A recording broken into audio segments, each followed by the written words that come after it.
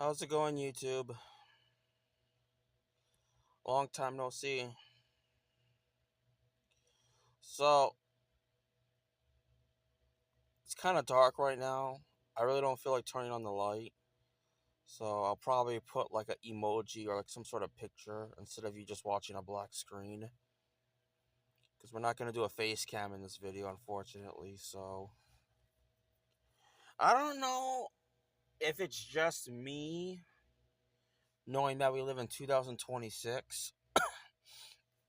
I don't know if it's just me, but is it wrong for me to say that I don't like modern cars? I'm talking about cars from like 2020 up to current, because right now we're 6 years into this decade, and cars in the past 6 years in this decade is horrendous on so many levels. I'm the kind of guy that looks for quality. I'm the kind of guy that looks for reliability and longevity when it comes to not only renting a car, but owning a car. I don't know if I did a review, but I own a truck. It is a 2005 Chevy Blazer. And when I first got the truck 2 years ago, I needed a lot of work done to it. So 2 years later, I put a lot of work into it. And now it's in pretty good condition right now. All the parts have been replaced. When I run it, I don't hear any knocking, I don't hear any squealing, I don't hear any fucking weird noises under the hood. Purrs like a kitten. And the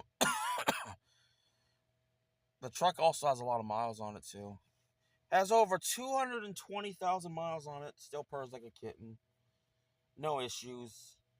I never had to pull over to the side of the road, stranded, waiting for a tow truck to come to my rescue. I never had to cry wolf once. I've owned this truck for fucking 2 years. I never had to cry wolf fucking once. I never had to be that poor soul on the side of the road thinking, why am I in this situation? What can I do to get out of this situation? I never had that issue fucking once. So that just proves my point even more. My opinion, and this is mostly my strong opinion, I truly believe cars in the 90s and 2000s are going to be your go-getter option, are going to be your bread and butter. 2010s is a hit or miss. It just depends on the car, and it depends on the engine type, and it depends on the transmission. If it's a shitty-ass engine, and if it has a CVT engine, you're better off just not buying the fucking car overall. My truck doesn't have a CVT transmission, and it has a really good engine. It has a Vortec engine, and I googled it, and Vortecs are really good, are really, really fucking good engines. It's not the best of the best, but it's up there. I mean, right now I'm mostly focusing on, you know, the 90s and 2000s portion of cars for this video, but then I'm gonna slowly graduate, you know, why I'm mostly glazing on 90s and 2000s, and I'm gonna slowly graduate up to cars in 2020 to 26, because like I told you before, right? Like I told you before.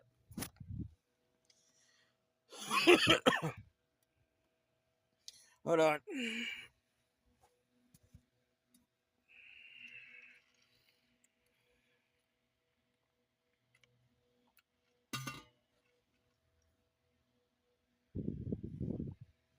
So, had to get a sip of my tea.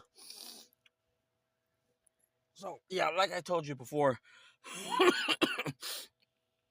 my truck, when I first bought it, 2 years ago when I first bought it, it had 196,000 miles. 2 years later, it has 220,000 miles. Not bad for 2 years of driving, right? But that just proves my point even more. For cars in the 90s and 2000s, depending on what you get, you can get higher mileage on it. It's easier to fix parts on it. And you won't break the bank. My truck, right? My truck, I put $1,000 down, paid $200 a month for 4 months, paid almost $2,000 overall. Came with high miles, still runs strong. And at this rate, estimate, not guaranteed, I could get at least 300 to 500,000 miles on my fucking truck if I play my cards safe, and most of it's going to rely on luck. It doesn't get any better than that. I talked to a coworker about this, right? And me and him had a heart-to-heart conversation, and he fucking agreed with me. Trust me, if you've ever owned a car, right, depending on the transmission type, depending on the engine type, depending on the make and model, if you play cards right, cars in the 90s and 2000s, they hit fucking different. They don't make cars today, they don't make them like how they did before. Literally, like I said, you keep up on the maintenance, right? Don't drive it hard, right? And with a little bit of luck, with a little bit of consistency, you dead ass can get 300,000 minimum or more overall on the engine, overall on the car. Cars in the 2010s, it's a hit or miss. They have a lot of bad years in cars in the 2010s. But with that being said, I already covered cars in the 90s and 2000s. Why that's my go-getter. 2010s, depending on the make and model, is a hit or miss. It depends if it has a CVT transmission. 1. It depends on the make and model. 2. And it depends on the engine type. 3. So 2010s, not the best, not the worst. Hit or miss. 2020s, up to current, dog shit. Don't fucking buy it. Dog shit. And if you drive a new car, please don't get fucking offended, because I'm basing this off the facts. Okay? That's kind of where I'm at right now, right? Cars in the 2020s are overpriced as fuck. A lot of the cars at your dealership, it doesn't matter what dealership you go. You can go to a Toyota dealership. You can go to a Honda dealership. You can go to a Lexus dealership. You can go to a Mercedes dealership. Doesn't matter what dealership you go to. Those cars, they've been sitting on that lot for a while. They've been sitting on that lot for months. They've been sitting on the lot for years. And when they have that car sitting at that lot and they finally sell it, the dealership, they're not going to tell you, oh, the car's been sitting here for like 5 years. I wish you the best of luck. And yada, yada, yada. No, they're not going to fucking do that shit. They're going to keep it to themselves. I saw this one YouTube video. This guy, he bought an Escalade. Right? The new ones. He bought the Escalade. Car completely shut off on him out of nowhere. My thought were, it's probably been sitting on that lot for a while. Or it probably has problem after problem after problem. They didn't tell him about it. You see, that's the first problem. They let the car sit in the lot too long. The second problem, too much tech. The third problem with new cars, right? High interest up the fucking ass. Some dealerships will charge you anywhere from like 10, maybe up to 30% interest. That's not going towards your loan. That's free money that's included in the contract that you're giving them. High interest, high car insurance. There's that to keep in mind. Headache after headache after headache after headache if the car breaks down on you within a couple days.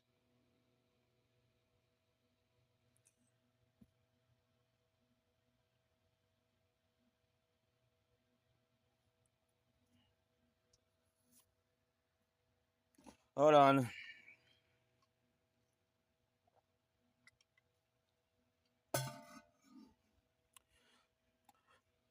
For newer cars,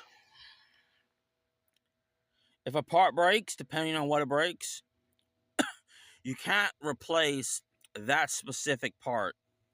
You gotta replace a lot of extra shit that's gonna cost you way more fucking money to replace. Let me give you an example of what I mean by that. So cars, they have doors. Let's say there's a specific part in the door that breaks, right? For my truck, I could just replace that specific part in the door. Boom, done. New cars are not happening. If there's a specific part that breaks, let's say it's a wiring issue, you dead ass gotta replace the whole fucking door. Why? Because that's how they're engineered. If you gotta replace anything underneath the hood, underneath the engine bay, or underneath the undercarriage, you can't just replace one specific part. You gotta replace the whole fucking 9 yard.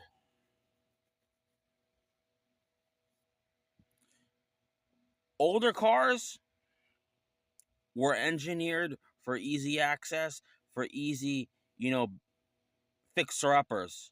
New cars, nah. They don't make them like that. The thing I like about my truck, right, since it's a 2005, it doesn't have a lot of tech. There's no tech on it. Dashboard, it's gonna be as 2000s as it's gonna fucking get. No tech. AC, everything in the center console, no tech. New cars, 2020 up to current, you gotta pay a fucking subscription to keep your fucking car. They have spy cameras in there. They can watch you when you don't want to be watched. I want my car to be all original, all me, when it comes to full fucking control of my vehicle. I don't want a fucking 12-year-old fucking iPad car with fucking 3 tablets, a camera watching me, and then I gotta worry about paying a fucking subscription just to have access rights to an overpriced plastic fucking car. Right now, just based off how the car market is going, everything is backwards. I thought when it comes to getting a car, 2020 up to current, things were going to get better. Things were going to improve. Doesn't look that way. Some things about newer cars that really step on my fucking toes to no fucking ever end is the fucking fact that most of them don't even make it to 100,000 miles. Hell, most of them don't even make it to 50,000 fucking miles.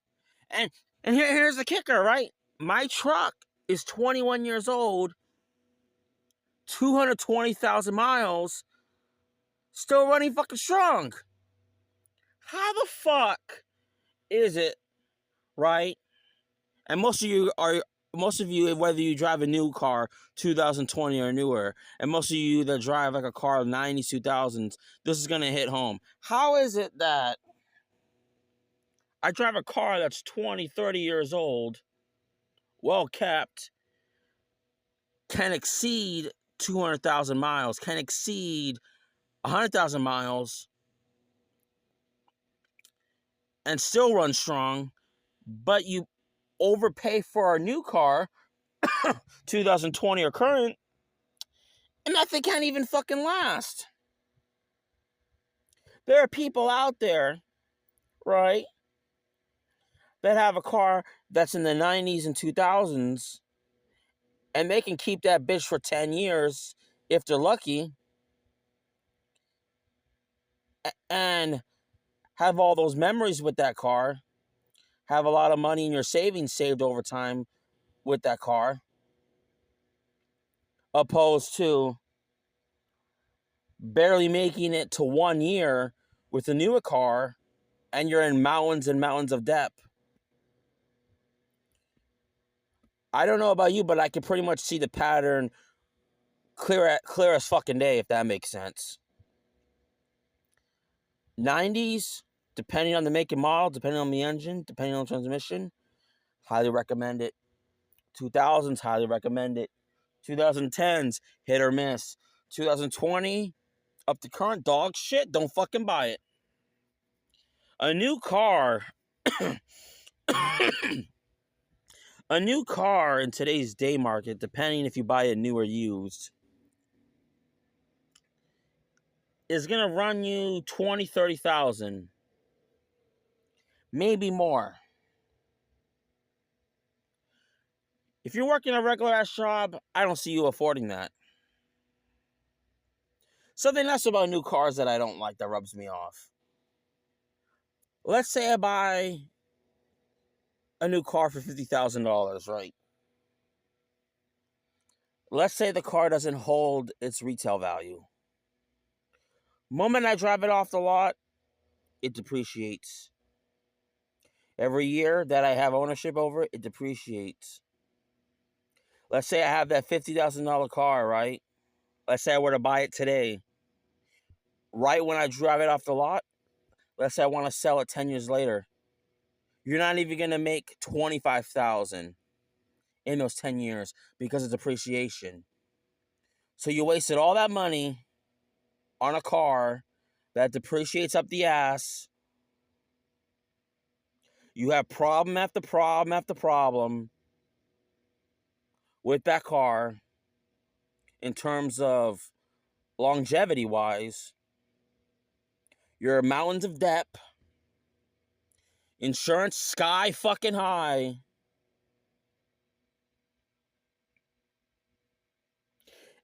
And so on and such and such. The way I see it, I'm really curious to see what the future has to hold for us. 2030 to 2100. Really want to see the full picture on how cars are going to be. Who knows? Cars might fly.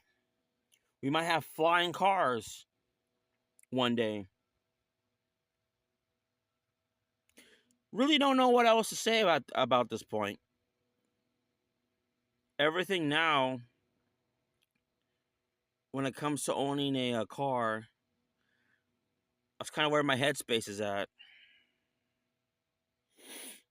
It's not looking too good right now. It's not looking too good at all. I've only owned one new car, but it wasn't a 2020. It was a 2018. It was a Nissan. It was a 2018. And that car also had its issues. The coolant of that Nissan that I owned, the coolant tank was really fucking small. So it burns coolant faster than you can imagine. That's not the only issue. When I would pump gas, this was like 5 years ago when I had the car. When I would pump gas, it holds up to like 500 miles, right? I would drive that car for like 5-10 miles, right? I would drive it 5-10 miles with 500 miles of range. And out of nowhere, I would lose 200 miles in a 5 to 10 mile radius drive. How does that make any fucking sense? If I'm driving 5 to 10 miles when I had 500 miles after a gas fill up, why the fuck did I lose 200 fucking miles? I don't have that problem in my fucking truck. When I had my Corolla back in 2018, when I fill that bitch up all the way, it doesn't fucking give me that bullshit. My truck, same thing with my Corolla. I'm consistently washing the dash as I'm driving on a full tank. And it's slowly, gradually going from full to E slowly. It's not skipping a fat gap and say, you know what? Fuck you. It could be a digital issue. It could be a gas issue. But that just proves my point even more. If you don't have a first car, or if you're planning on getting a second car, especially if you're like a teenager or a young adult and you want to get your first car, I'm going to say this from my bottom of my heart to save you a fat fucking headache. Get a car from the 90s, 2000s. Get Japanese made. Get you a Honda, get you a Toyota, get you a Lexus. I would avoid Mazda's a hit or miss. Get that. Do not buy a fucking 2020 up to 26. Do not fucking buy it. I'm telling you, do not fucking buy that shit. I bought a 2018, right? And this was back in 21. That car had a few issues. Never broke down on me. But I'm telling you, do not fucking... Here's the thing. You're going to watch this video, right? You're going to watch this fucking video. Whether it's 1 year, 5 years, 10 years down the line. And you're going to say to yourself, I'm glad I listened to that guy. I'm glad he warned me. You're talking to a guy that has experience driving car after car after car. I know my shit when it comes to what's worth taking a chance on, what I should stay absolutely the fuck away from at all costs. Because if you do get yourself a 90s and 2000s, not only are you going to get the most time out of it, but you won't put yourself in mountains of debt.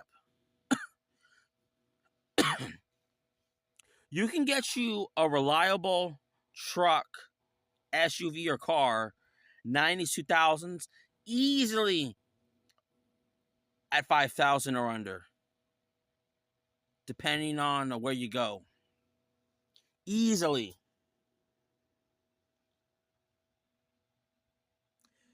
If you do decide to get you a 90s or 2000s, depending on your driving record, depending on your age, and depending if you have any DUIs, if you're up there in age, clean driving record, no DUIs, and you get a car in 90s, 2000s, your insurance at liability, I would say 200 or under. 200 or under, easily. Now, if you get a new car,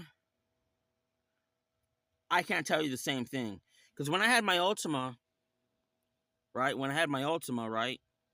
I was paying $800 fucking dollars for full coverage. Because you see, here's the thing. When you're leasing a new car for several years, they require you to get full coverage. You can't get liability. Just in case you crash the car. I was younger back then, right? No tickets. No DUIs. I was younger, and the car was newer. Full cover, $800 fucking dollars a month. That was just for the insurance. The payments on that was $300. Monthly bill, almost $1,200 fucking $100. Not including the gas. Not including the gas. Don't recommend it. I can't force you to listen to me. I can't force you to make your own choices. It's up to you if you want to make a choice that's on your behalf, or if you want to listen to my behalf. Bottom line is, you want to save you some money, you want to pay car insurance but not break the bank, you don't want to have headache after headache, get you a car in the 90s and 2000s. Now, keep this in mind. Not all of it is going to be in good condition. It's either going to be in shitty condition or an all right condition. So, you're going to have to tackle on a lot of maintenance. Keep that in mind. Some people will sell you a lemon car. But trust me, once you get the maintenance done, if you buy used, it's going to be worth it long term. it really is going to be worth it long term. Matt, that's all I got to really say about cars. My opinion on why I'm preferring to get 90s or 2000s model. 2010s are hit or miss. 2020 up to current is dog shit. Stay away from it. Do not fucking buy that shit. Under any means, do not buy that shit. If you have to hitchhike, right, or get an Uber, do it. But that's going to be it for this video. See you later.